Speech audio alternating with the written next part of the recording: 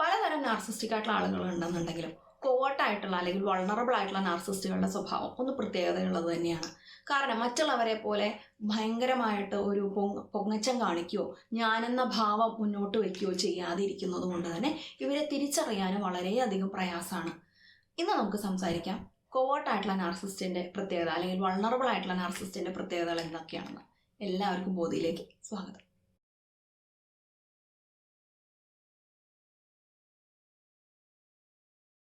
പൊതുവെ നാർസിസ്റ്റിക് ആയിട്ടുള്ള ആളുകളെ കുറിച്ച് പറയുമ്പോൾ ഒരാൾ നാർസിസ്റ്റ് ആണെന്ന് പറയുമ്പോൾ തന്നെ നമ്മളുടെ മൈൻഡിലേക്ക് വരുന്ന ഒരു പിക്ചർ വളരെ ഗ്രാൻഡിയോസ് ആയിട്ടുള്ള ഞാനെന്ന ഭാവം ഒരുപാട് മുൻപിൽ നിൽക്കുന്ന, വളരെ ചാമിങ് ആയിട്ട് വളരെ കോൺഫിഡൻ്റ് ആയിട്ട് ആളുകളെ കയ്യിലെടുക്കുന്ന, അതുവഴി തൻ്റെ ഒരു ഞാനെന്ന ഭാവം നിലനിർത്തുന്ന, ആളുകളെ മാനിപ്പുലേറ്റ് ചെയ്യുന്ന, സ്വയം പുകഴ്ത്തിക്കൊണ്ട് കൂടുതലായിട്ട് സംസാരിക്കുന്ന ഒരു എക്സ്ട്രോവേർട്ട് ആയിട്ടുള്ള ഗ്രാൻഡിയോസ് ആയിട്ടുള്ള നാർസിസ്റ്റിനെ ആയിരിക്കും നമ്മളുടെ മനസ്സിലേക്ക് പൊതുവെ കടന്നു വരിക.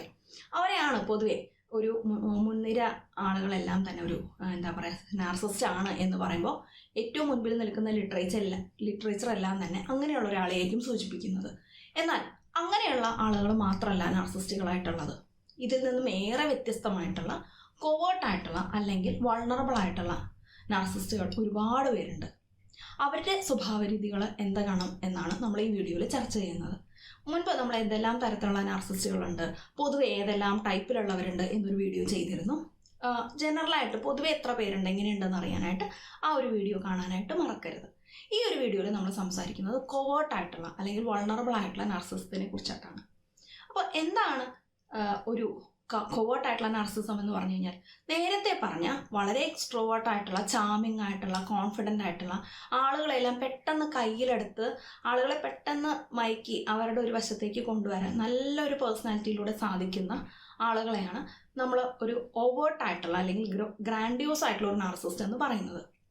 ഇങ്ങനെയുള്ള ആളുകളുടെ പ്രവൃത്തികളെല്ലാം തന്നെ നമുക്ക് കാണാൻ സാധിക്കും അല്ലേ. നമുക്ക് നേരിട്ട് കാണാൻ പറ്റുന്നതാണ്. അവരുടെ സ്വയം പുകഴ്ത്തലാവട്ടെ അല്ലെങ്കിൽ അവരുടെ ഒരു മാനിപ്പുലേഷൻ ആവട്ടെ, കുറേ കാര്യങ്ങൾ നമുക്ക് നേരിട്ട് കാണാൻ സാധിക്കുന്ന കാര്യങ്ങളാണ്. ഇത് കൂടാതെ ഇവരുടെ തന്നെയാണെങ്കിലും മനസ്സിൽ നടക്കുന്ന കാര്യങ്ങളെയാണ് നമ്മൾ കോവേർട്ട് എന്നുള്ള വാക്കുകൊണ്ട് ഉദ്ദേശിക്കുന്നത്. അപ്പോൾ പലപ്പോഴും ഒരു ഇൻസെക്യൂരിറ്റി ഉണ്ടായിരിക്കും അവരുടെ ഉള്ളിൽ. പെട്ടെന്ന് ക്രിറ്റിസിസം എന്തെങ്കിലും വന്നു കഴിഞ്ഞ ഉടനെ തന്നെ ഇവരുടെ ഉള്ളിൽ വലിയൊരു ഇൻസെക്യൂരിറ്റി വന്നേക്കാം. അതൊക്കെ തന്നെ അവരുടെ കോവേർട്ടായിട്ടുള്ള ഭാഗമാണ്. കോവേർട്ടായിട്ടുള്ള നാർസിസ്റ്റ് എന്ന് ഉദ്ദേശിക്കുന്നത് അവരുടെ ഉള്ളിൽ അവർ ഈ പുറമേക്ക് കാണിക്കുന്ന കാര്യങ്ങളെക്കാളും കൂടുതൽ അവരുടെ ഉള്ളിൽ നടക്കുന്ന കാര്യങ്ങളായിരിക്കും മുൻപിൽ നിൽക്കുന്നത്. അതുകൊണ്ട് തന്നെ ഒരു കോവേർട്ടായിട്ടുള്ള നാർസിസ്റ്റിനെ കണ്ടെത്താൻ ഇത്തിരി ബുദ്ധിമുട്ടും കൂടിയാണ്. കാരണം അവിടെ ഒരു സ്വയം പുകഴ്ത്തലോ ഞാനെന്ന ഭാവമോ മുൻപിൽ നിൽക്കാൻ ഇടയില്ല. അതുകൊണ്ടാണ് പൊതുവെ കോവേർട്ടായിട്ടുള്ള നാർസിസ്റ്റിനെ തന്നെയാണ് വൾണറബിൾ ആയിട്ടുള്ള നാർസിസ്റ്റ് എന്ന് ഉദ്ദേശിക്കുന്നത്. വൾണറബിൾ ആയിട്ടുള്ള നാർസിസ്റ്റ് എന്ന് പറഞ്ഞു കഴിഞ്ഞാൽ ഇതേ രീതി തന്നെയാണ്. അവിടെ അവരുടെ പ്രശ്നം എന്ന് പറയുന്നത് കൂടുതലായിട്ടും ഒരു കോൺഫിഡൻസിന് പകരം ഒരു വിക്ടിമൈസ്ഡ് ആയിട്ടുള്ള മനോഭാവമായിരിക്കും എന്നുള്ളതാണ്. എപ്പോഴും ഞാനാണ് വിക്ടിം എന്നുള്ളൊരു മനോഭാവമാണ് എപ്പോഴും അവരുടെ മുൻപിലായിട്ട് നിൽക്കുന്നത്. അപ്പോൾ നമ്മൾ ആദ്യം പറഞ്ഞ ഗ്രാൻഡിയോസ് ആയിട്ടുള്ള നാർസിസ്റ്റിൻ്റെ അത്ര കോൺഫിഡൻസോ അത്രയും ഒരു സോഷ്യൽ സ്കില്ലുകളോ ഇങ്ങനെയുള്ളൊരു വൾണറബിൾ ആയിട്ടുള്ള നാർസിസ്റ്റിന് ഉണ്ടാകില്ല. അവർ അത്ര സോഷ്യൽ സ്കിൽസ് ഒന്നും ഇല്ലാതെ ഒരു മൂലയിൽ ഒതുങ്ങിയിരിക്കുന്ന അല്ലെങ്കിൽ മുൻപിലേക്ക് വന്ന് അധികം ഷോ കാണിക്കാനായിട്ട് താല്പര്യപ്പെടാതെ ഗ്രാൻഡിയോസ് ആയിട്ടുള്ള നാർസിസ്റ്റിനെ നമുക്കറിയാം, അവർ ഏറ്റവും മുൻപിൽ തന്നെ ഉണ്ടായിരിക്കും. ഏതൊരു കാര്യത്തിൻ്റെ മുൻപിൽ നിന്നും ഭയങ്കര ഷോ ആയിരിക്കും. പക്ഷേ വൾണറബിൾ ആയിട്ടുള്ള നാർസിസ്റ്റ്, കോവേർട്ടായിട്ടുള്ള നാർസിസ്റ്റ് എപ്പോഴും പിന്നിലായിരിക്കും നിൽക്കുന്നത്. അവർ ഏറ്റവും പിന്നിൽ മാറി നിന്ന് ഒരു പുച്ഛത്തോടു കൂടി, എല്ലാത്തിനോടും ഒരു പുച്ഛഭാവത്തോടു കൂടി വളരെ കണ്ടംപ്റ്റുവസ് ആയിട്ട് മാറി നിന്നുകൊണ്ട് നിൽക്കുന്ന ആളുകളായിരിക്കും കോവേർട്ടായിട്ടുള്ള വൾണറബിൾ ആയിട്ടുള്ള നാർസിസ്റ്റുകൾ. ഇവരുടെ സ്വഭാവത്തിൻ്റെ ഏറ്റവും ആദ്യത്തെ ഒരു ഘടകം എന്ന് പറയുന്നത് ഇവരുടെ ഏറ്റവും കൂടുതലായിട്ട് നിൽക്കുന്ന ഒരു ജഡ്ജ്മെൻ്റൽ ആയിട്ടുള്ള ഒരു മനോഭാവമാണ്. ഇവർക്ക് എല്ലാത്തിനോടും ഒരു തരം ജഡ്ജ്മെൻ്റൽ ആയിട്ടുള്ള ഒരു ആറ്റിറ്റ്യൂഡാണ് ഉണ്ടായിരിക്കുക. അവരെങ്ങനെയാണ്, മറ്റവരെങ്ങനെയാണ്, മറിച്ചവരെങ്ങനെയാണ്, എല്ലാവരെ പറ്റിയിട്ടും നെഗറ്റീവായിട്ടുള്ള ഒരു കാര്യമായിരിക്കും ഇവരുടെ കണ്ണിൽ ഏറ്റവും ആദ്യം പെടുന്നത്. അവരതിനെക്കുറിച്ച് സംസാരിക്കാൻ മടിയും കാണിക്കുന്നില്ല. അവർക്ക് അതിനെക്കുറിച്ചിട്ട് ഇങ്ങനെ അവരുടെ ആറ്റിറ്റ്യൂഡ് ഇങ്ങനെയാണെന്നുള്ള രീതിയിൽ കുറ്റം പറഞ്ഞുകൊണ്ടിരിക്കാനായിരിക്കും ഏറ്റവും ഇൻട്രസ്റ്റ് ഉണ്ടാവുക. അല്ലാതെ ഒരാളുടെ ഒരു നല്ല കാര്യം കാര്യം ഷെയർ ചെയ്യാനോ പോസിറ്റീവായിട്ടുള്ള ഒരു ന്യൂസ് ഷെയർ ചെയ്യാനോ അവർക്ക് അത്ര ഒരു ഇൻട്രസ്റ്റ് ഉണ്ടാവണമെന്നില്ല. ഈ ഒരു ജഡ്ജ്മെൻ്റൽ ആയിട്ടുള്ള ആറ്റിറ്റ്യൂഡാണ് അവർക്ക് ഏറ്റവും കൂടുതൽ ഇവരുടെ കൂടെ നിൽക്കുന്നവർക്ക് ഭയങ്കരമായിട്ടുള്ള ഒരു ബുദ്ധിമുട്ടുണ്ടാക്കുന്നത്. അതിനോടൊപ്പം തന്നെ ഈ ജഡ്ജ്മെൻ്റൽ ആയിട്ടുള്ള ആറ്റിറ്റ്യൂഡിനോടൊപ്പം ഇവരുടെ ഒരു അഹങ്കാരം അല്ലെങ്കിൽ അവരുടെ ഒരു എൻടൈറ്റിൽമെൻറ്റ് പുറത്തു വരുന്നത് ഞാൻ എന്നാലും പക്ഷെ എപ്പോഴും വിക്റ്റിമായിരിക്കും എന്നുള്ളതിനാണ്. ഒരിക്കലും തന്നെ ഒരു പ്രവൃത്തിക്ക് റെസ്പോൺസിബിലിറ്റി എടുക്കുമോ അല്ലെങ്കിൽ എൻ്റെ പ്രവർത്തനങ്ങളും കൊണ്ട് അല്ലെങ്കിൽ എൻ്റെ പ്രവൃത്തികളും കൊണ്ട് ഇന്നൊരു പ്രശ്നം ഉണ്ടായെന്ന് അംഗീകരിക്കുകയോ ചെയ്യില്ല. എപ്പോഴും എല്ലാവരും എന്നെയാണ് ദ്രോഹിക്കുന്നത്, ഞാനാണ് ഇവിടെ വിക്റ്റിം എന്നുള്ളൊരു മുഖമൂടിക്ക് അകത്തിരുന്നുകൊണ്ട് മറ്റുള്ളവരെ വിമർശിക്കാനായിട്ടുള്ള ഒരു പ്രവണതയാണ് ഇവരുടെ ഏറ്റവും കോറായിട്ടുള്ള ഒരു ഐഡൻറ്റിറ്റി. പലപ്പോഴും ഈ ഒരു വിക്ടിമൈസ്ഡ് ആയിട്ടുള്ള മനോഭാവത്തിലൂടെ ആയിരിക്കും അവർ ആ മാനിപ്പുലേഷൻ നടത്തിയെടുക്കുന്നത്.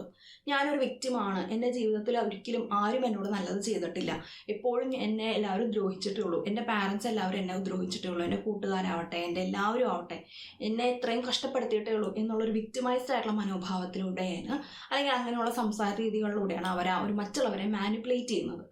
കുറച്ച് ഒരു എമ്പതി കൂടുതലുള്ള ആളുകളാവട്ടെ അല്ലെങ്കിൽ കുറച്ചും കൂടി ഒരു കാര്യങ്ങളെ ഒരു എന്താ പറയുക പോസിറ്റീവായിട്ട് കാണാനും മറ്റുള്ളവരെ ഹെൽപ്പ് ചെയ്യാനും അങ്ങനെയുള്ള ഒരു എമ്പതി കൂടുതലുള്ള ആളുകളാവട്ടെ പെട്ടെന്ന് ഇവരെ സേവ് ചെയ്യാനായിട്ട് മുന്നോട്ട് ഇറങ്ങി ചെല്ലുന്നതായിട്ട് കാണാം.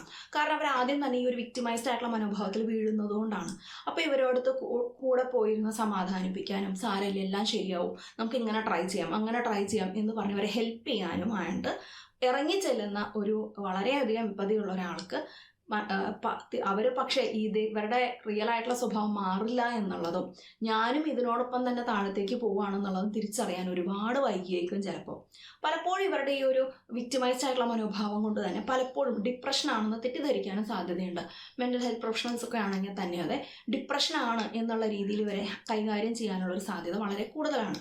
അവിടെ ഡിപ്രഷൻ ഇല്ല എന്നല്ല, ആ ഒരു ഡിപ്രഷൻ മാറിക്കഴിഞ്ഞു കഴിഞ്ഞാലും ഇവരുടെ ആ ഒരു ആറ്റിറ്റ്യൂഡിനകത്ത് മാറ്റം വരില്ല എന്നുള്ളതാണ് അവിടുത്തെ ഏറ്റവും കീ ആയിട്ടുള്ള ഒരു പോയിന്റ്. ഈ ഒരു മനോഭാവം കൊണ്ട് തന്നെ മറ്റുള്ളവരെ ക്രിട്ടിസൈസ് ചെയ്യുക എന്നുള്ളതിനപ്പുറത്തേക്ക് സ്വയം റെസ്പോൺസിബിലിറ്റി എടുക്കാനും സ്വന്തം ജീവിതത്തിൽ മാറ്റങ്ങൾ കൊണ്ടുവരാനും സ്വയം മുൻപോട്ട് പോകാനും ഒന്നും ഇവർ തയ്യാറാകാതെ ഒരു വിക്ടിമിൻ്റെ ഒരു മുഖംമൂടിക്ക് പിന്നിൽ മറഞ്ഞിരുന്നുകൊണ്ട് മറ്റുള്ളവരുടെ കോൺസ്റ്റൻ്റായിട്ട് ജഡ്ജ് ചെയ്യും, അവരെ കുറ്റപ്പെടുത്തുകയും ചെയ്യുന്നതാണ് പലപ്പോഴും ഇങ്ങനെയുള്ള ആളുകൾ അത്രയും ടോക്സിക് ആയിട്ട് മാറാനായിട്ടുള്ളൊരു കാരണം കൂടെയുള്ളവർക്ക് മുൻപോട്ട് പോകാനും സാധിക്കില്ല, ഇവരാണെങ്കിൽ അവരെ കൺസിസ്റ്റൻ്റ് ആയിട്ട് പിന്നോട്ട് വലിക്കുകയും ചെയ്യും. അതുകൊണ്ട് തന്നെ ഇവരുടെ കൂടെയുള്ള ആളുകൾ സാമൂഹികമായിട്ട് ഒറ്റപ്പെടാനും സാധ്യത കൂടുതലാണ്. കാരണം ഇവരൊരു മുറിയിൽ മാറിയിരുന്ന് ഒറ്റയ്ക്ക് ഇരുന്നിട്ട് ഇങ്ങനെ ഇതുപോലെ വിഷമിച്ചിരിക്കുമ്പോഴത്തേക്കും കൂടെയുള്ളവർക്കും മറ്റുള്ളവരോട് ഇറങ്ങിച്ചെന്ന് സന്തോഷമായിട്ട് ഇടപെടാനോ ഹാപ്പി ആയിട്ട് മുന്നോട്ട് പോകാനോ സാധിക്കണമെന്നില്ല. അപ്പോൾ ഇവരുടെ കൂടെയുള്ള ആളുകളും സാമൂഹികമായിട്ട് ഒറ്റപ്പെട്ടു തുടങ്ങും. ഇവർ മാത്രമായിട്ടുള്ള ഒരു ലോകത്തേക്ക് അവരും ചുരുങ്ങിപ്പോവും. അപ്പോൾ ഇവരുടെ ഭാഗത്തുനിന്ന് അല്ലെങ്കിൽ ഇപ്പം എന്നെ വേണ്ടല്ലോ, എന്നെ മൈൻഡ് ചെയ്യുന്നില്ലല്ലോ, അല്ലെങ്കിൽ എന്നെ ഇപ്പോൾ ആർക്കും വേണ്ട, എല്ലാവർക്കും അവരവരുടെ കാര്യങ്ങളാണ് എന്നുള്ള രീതിയിൽ മാനിപ്പുലേറ്റ് ചെയ്തുകൊണ്ട് കൂടെയുള്ളവരെ ഒരു ഒറ്റപ്പെടലിലേക്ക് നയിക്കാനും ഇങ്ങനെയുള്ളവർ എപ്പോഴും മുതിരാറുണ്ട്. ഇവരുടെ സ്വഭാവത്തിൻ്റെ അടുത്തൊരു പ്രത്യേകത എന്താണെന്ന് വെച്ചാൽ വളരെയധികം ആർഗ്യുമെൻറ്റേറ്റീവ് ആയിരിക്കും എന്നുള്ളതാണ്.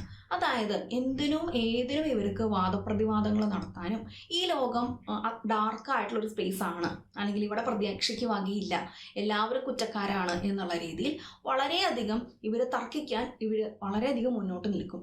അപ്പോൾ അവിടെ കൂടെയുള്ള ഒരാളുടെയും ഒരു വാദം അംഗീകരിക്കാതിരിക്കുന്നത് വഴി ഇവർ സ്വന്തമായിട്ട് ഇങ്ങനെ തർക്കിച്ച് ഇല്ല ഇവിടെ ഇന്നതാണ് എന്നുള്ള രീതിയിൽ അല്ലെങ്കിൽ ഒരു നെഗറ്റീവായിട്ടുള്ളൊരു രീതിയാണ് ഇവിടെ നടക്കുന്നത് എന്നുള്ള രീതിയിൽ തർക്കിക്കുന്നതിൽ ഇവർ വളരെ മുൻപിൽ നിൽക്കും. അപ്പോൾ ഇവരുമായിട്ട് സംസാരിക്കുമ്പോൾ നമുക്ക് ഫീൽ ചെയ്യുന്ന ഏറ്റവും വലിയൊരു കാര്യം എന്താണെന്ന് വെച്ചാൽ ഈ കോൺവെർസേഷൻസ് എല്ലാം തന്നെ വൺ സൈഡഡ് ആയിരിക്കും. അതായത് ഇവരുടെ പ്രോബ്ലം, ഇവരുടെ ജീവിത പ്രശ്നം, ഇവരുടെ ലോകത്തിനെ പറ്റിയിട്ടുള്ള വ്യൂ പോയിന്റ്, ഇവരുടെ മനോഭാവം എന്നുള്ളതിനപ്പുറത്തേക്ക് നമ്മുടെ ഒരു മനോഭാവത്തിനോ നമ്മുടെ ഫീലിങ്സിനോ നമ്മളുടെ അനുഭവങ്ങൾക്കോ ഇവർ ചെവി കൊടുക്കില്ല. അപ്പോൾ അവിടെ നമ്മൾക്ക് പലപ്പോഴും ഒരു സപ്പോർട്ട് വേണം എന്ന് ആഗ്രഹിക്കുന്ന സമയത്ത് ഇവരൊരിക്കലും അവിടെ ഉണ്ടാവില്ല. ഇവരപ്പോഴും തൻ്റെ സ്വന്തം കഷ്ടപ്പാടുകളെ പറ്റിയിട്ടായിരിക്കും പറയുന്നത്. ഞാൻ എത്രമാത്രം ബുദ്ധിമുട്ടിയതാണ്, ഞാൻ എത്ര സഫർ ചെയ്തതാണ്, ഞാൻ എത്ര ഇതാക്കിയതാണ്. അപ്പോൾ നമ്മളുടെ ഒരു പലപ്പോഴും നമ്മൾ ഇവരെ സപ്പോർട്ട് ചെയ്യാൻ തന്നെ നിന്ന് കഴിഞ്ഞാലും ഇടയ്ക്കൊക്കെ നമ്മളുടെ പ്രയാസങ്ങളും പറയില്ലേ. അപ്പോൾ നമ്മൾ പറയുകയാണ് അയ്യോ എൻ്റെ ഒരു അനുഭവം ഇങ്ങനെയായിരുന്നു എന്ന് പറഞ്ഞു കഴിഞ്ഞാൽ അപ്പോൾ അവർ പറയും ഒന്നുമല്ല, ഞാൻ അനുഭവിച്ചതാണ് അതിനേക്കാൾ ഏറ്റവും കഷ്ടമായിട്ടുള്ളത്, നിങ്ങൾ ഫേസ് ചെയ്യുന്നൊന്നുമല്ല എന്നുള്ള രീതിയിൽ നമ്മളുടെ ഫീലിങ്സിനെ ഒരുപാട് താഴ്ത്തിക്കെട്ടുന്നത് കൊണ്ട് തന്നെ ഇവർ കൂടെയുള്ളവർക്ക് എൻ്റെ ഫീലിങ്സ് ആരും കേൾക്കുന്നില്ല, ഞാൻ പറയുന്നൊന്നും ഇവർക്ക് കേൾക്കണ്ടല്ലോ, അപ്പോൾ ഒരു വൺ സൈഡഡ് റോഡ് പോലെയുള്ള റിലേഷൻഷിപ്പാണ് എന്നുള്ളൊരു തിരിച്ചറിവ് ഇങ്ങനെയുള്ളൊരു ഇതിലൂടെയായിരിക്കും പലർക്കും കിട്ടുന്നത്. അവിടെ നമ്മളൊരു ഏതൊരു റിലേഷൻഷിപ്പിലാണെങ്കിലും അങ്ങോട്ടും ഇങ്ങോട്ടുമുള്ള അനുഭവങ്ങൾ കേൾക്കാനും അത് വിലയിരുത്താനും അതിനൊരു വാലിഡേറ്റ് ചെയ്യാനും ഒക്കെ ഉള്ളൊരു ആവശ്യമില്ലേ. പക്ഷെ ഇവരുമായിട്ടുള്ള റിലേഷൻഷിപ്പ് എല്ലാം തന്നെ വൺ സൈഡഡ് ആയിരിക്കും. അതായത് ഇവരെ നമ്മളെ സേവ് ചെയ്തുകൊണ്ടേയിരിക്കുക, നമ്മളിവരെ ഓമനിച്ചുകൊണ്ടേയിരിക്കുക, നമ്മളിവരെ സപ്പോർട്ട് ചെയ്തുകൊണ്ടിരിക്കുക എന്നുള്ളതിനപ്പുറത്തേക്ക് ഇവരുടെ ഭാഗത്തു നിന്ന് അതിനനുസൃതമായിട്ടുള്ളൊരു സപ്പോർട്ടോസിന് അല്ലെങ്കിൽ ഒരു വൈകാരികമായിട്ടുള്ളൊരു സപ്പോർട്ടോ ഒന്നും നമുക്ക് കിട്ടണമെന്നില്ല. നമ്മളത് ആവശ്യപ്പെട്ട് കഴിഞ്ഞ് കഴിഞ്ഞാൽ ഉടനെ അതും നമ്മളുടെ കുറ്റമായിട്ട് മാറും. നമുക്കൊന്നിലും നന്ദിയില്ലാഞ്ഞിട്ടാണ്, നമുക്കൊന്നിലും തൃപ്തിയില്ലാഞ്ഞിട്ടാണ്, നമ്മളവരെ കുറ്റപ്പെടുത്തുന്നതാണ്. അവർ തകർന്നിരിക്കുന്ന സമയത്ത് പിന്നെയും നമ്മളവരെ കുറ്റപ്പെടുത്തി എന്നുള്ള പഴിയായിരിക്കും നമുക്ക് കൂടുതലായിട്ട് കേൾക്കേണ്ടി വരിക. അതുകൊണ്ട് തന്നെ ഒരു അത്യാവശ്യ സന്ദർഭത്തിൽ നമ്മുടെ ജീവിതത്തിൽ ഏറ്റവും പ്രതിസന്ധി നിറഞ്ഞൊരു ഘട്ടത്തിൽ പോലും ഇവരെ നമ്മളെ സപ്പോർട്ട് ചെയ്യണമെന്നില്ല. അവിടെയും അവരെ അതെങ്ങനെ ബാധിച്ചു എന്നുള്ളത് മാത്രമായിരിക്കും അവരുടെ മുൻപിലുണ്ടാവുക. അല്ലാതെ നമ്മൾ കടന്നു പോകുന്നൊരു വേദനയൊന്നും ഒരിക്കലും അവർ തിരിച്ചറിയോ അതിനെ വാലിഡേറ്റ് ചെയ്യുകയോ ചെയ്യില്ല. ഇങ്ങനെയുള്ള കോവേർട്ടായിട്ടുള്ള വൾണറബിൾ ആയിട്ടുള്ള നാർസിസ്റ്റുകളുടെ മക്കൾ നേരിടുന്ന പ്രശ്നങ്ങളും കുറച്ച് ഡിഫറെൻ്റ് ആണ്. ഇങ്ങനെയുള്ളവരുടെ മക്കൾക്കാവട്ടെ കൺസിസ്റ്റൻ്റ് ആയിട്ട് ഞാനാണ് ഇവരെ പ്രൊട്ടക്റ്റ് ചെയ്യേണ്ടത്, ഞാനാണ് ഇവരെ സേവ് ചെയ്യേണ്ടത് എന്നുള്ളൊരു ആറ്റിറ്റ്യൂഡ് വളരെയധികം ഉണ്ടായിരിക്കും.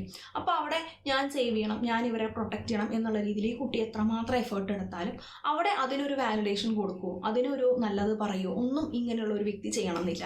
അതുമാത്രമല്ല ഇവർ കൺസിസ്റ്റൻ്റ് ആയിട്ട് ക്രിട്ടിസൈസ് ചെയ്തുകൊണ്ടേ ഇരിക്കുന്നത് കൊണ്ട് തന്നെ ഈ കുട്ടികൾക്ക് ആത്മവിശ്വാസവും വളരെ കുറവായിരിക്കും.